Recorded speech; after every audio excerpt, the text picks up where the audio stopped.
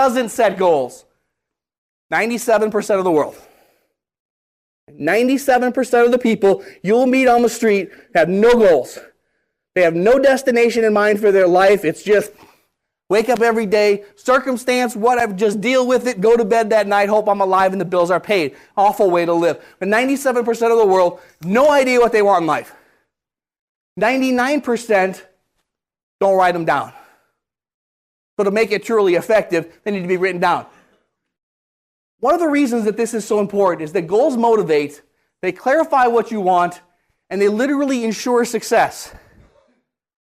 That's very powerful. That's something that we can use. How great of an advantage over all the other salespeople in the world or in this industry that you're competing against that you have goals and they don't. It's a huge advantage because it motivates you, it clarifies, it ensures that you'll be successful because you know what success is. A great quote there from a gentleman named Jim Rohn. He calls himself a business philosopher. But he says, set a goal to become a millionaire. Not for the money, but for the type of person you would have to become to get there. Makes a lot of sense, especially if you look at the fact that 75% of people that win a major lottery, over $10 million, in 5 years are broke. They were not the type of person that could handle that money because that being that type of person is part of the process of earning that money. But why should you set goals? Is it obvious? Is it not obvious? Okay, because if so, I could have added more things. But because you want more out of life than you have now, who agrees with that? Right, I do. Why not? You live and you might as well make it something great. Because setting goals is your single biggest advantage in success and excellence. They take a little bit of time. And your greatest benefit, if you're willing to take that time, is that most people aren't. You have a tremendous advantage of people that say, I won't take 10, 15 minutes a week. I won't take a half a day every year to set some goals for myself, to plan my life. That's just too much time. You have a huge advantage over them. You will win against them every single time. Setting goals, you're joining the most highly successful people in the world in doing the thing that got them there. If you want to be successful, do what successful people do. If you want to be unsuccessful, do what unsuccessful people do. The choice is yours. And the last one, because if you don't plan your life, guess what? Someone else will. I don't know who. You don't know who. But who do you want to plan your life? Chance or yourself? Yourself? All right. Set a goal. First one is must be reasonable. But really, what isn't? I'll tell you this. If you want to earn $10 million next year, possible. Well, maybe it is. Not likely. But if you want to earn $10 million a year in 10 years, is that possible? I'd say it is.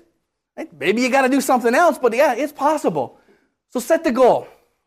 Whatever context you're setting it, if you're setting an income goal for next year, it would be reasonable. But again, I would say most people could double what they made this year, and that still be reasonable. It must be measurable. To be a better salesperson doesn't mean anything. Because I guarantee you, if you tell yourself you're going to be a better salesman at the end of this year, that when you get to the end of the year and you look back and say, was I a better salesman? Probably were in some area. But what does that mean? Be better. Make more money. So if you earn $1 more than you did this year, is that good? Or what will probably happen is you'll make half as much and you'll say, well, that's actually more because the economy was bad. You'll justify it in odd ways and it won't be productive. It must be written down. Right? That's why it's not a goal. If it's in your head, it's a dream. It must be written down. It must be written down in the present tense. Why do you think it's in the present tense?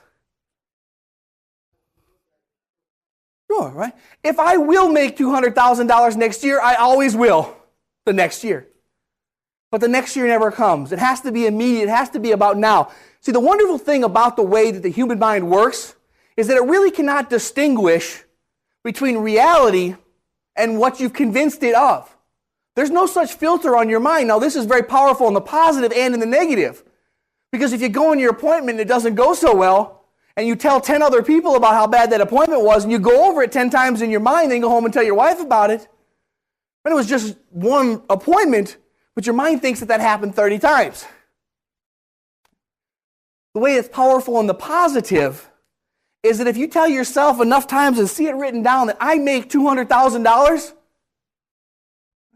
you will convince your mind that you do. And once you've convinced your mind that you do, all the motivation, all the hard work, all the getting there just becomes a matter of course. It becomes almost automatic. You start to act as if. You start to act what you believe, and you will get there much, much more quickly. It must be reviewed often. Right? You can't write it down and put it away because it's about convincing yourself that it's true. You must know the reasons for wanting to achieve it. Paul, if I give you $100,000 in a box, I hand it to you, you'd probably be excited. If I gave you $100,000 and put it in a box, you'd probably be excited. Would that be true? What if I told you, though, it's yours, you can have it, yours, you can't spend it, though? Are you as excited? Forever. You get to keep it, though, it's yours. Why would you be excited? You can't do anything with it. You can't tell, no, you just got to put it in a box on your bed. Exactly, right? The point is the reason you got to know why you want to achieve it is, I can say, I want to make $200,000 next year, but what is that? Take it a step further. What does that mean for yourself, for your family, for your kids? Where could you go on vacation that you couldn't this year? What kind of school could you send your kid to? Maybe Harvard. How will that impact your life and the people in your life? You got to know that, because that's where the motivation comes from. And then you must celebrate it when you reach it. That's your reward. Have a party. Buy something. Those are all good. And they stimulate the economy, don't they? How much time does it take? 1 day a year, 4 hours a month, half a day, an hour every week, and 10 minutes every day.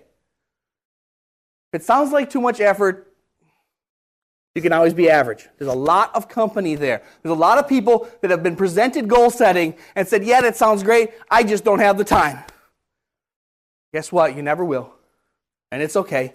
Some people like the company of unsuccessful people. If it doesn't sound like too much effort, you can have extraordinary. You literally can. But you got to choose it. Does that sound like too much time to design your life? No? Not enough. Okay? You certainly can spend more time on this. But here's the point. Here's what this goes to. Ask yourself this question. Where did you last vacation? Everybody got it in your mind? And if it's been so long that you can't remember, you need one. Okay? Ask yourself a couple questions about that. One is, how much time did you spend planning for your vacation? And then how long did the vacation last? Anybody ever spend 10 hours planning a vacation? 5? Who spent 5 hours planning a vacation? How long was the vacation? 7 days. Okay. 5 hours. So maybe if you said 1 hour per day, something like that. Most people say, yeah, absolutely. Some people, and I've talked to them, have literally spent years planning a week's vacation. Where they want to go, what activities that they want to do, and by the time they get ready to book it, the hotel's closed and the scuba company's out of business because it was 8 years ago and they started planning for it. What we talk about, this happens all the time, is that people spend hours and hours and hours planning a vacation. And I don't blame you, I do too. But then ask yourself, how much time do you spend planning your life? And how long does it last? Most people will spend more time planning a week's vacation that lasts 1 week than they will planning their life that lasts 80, 90 years. Does that seem out of balance? Let's not do what average people do so we don't get average results.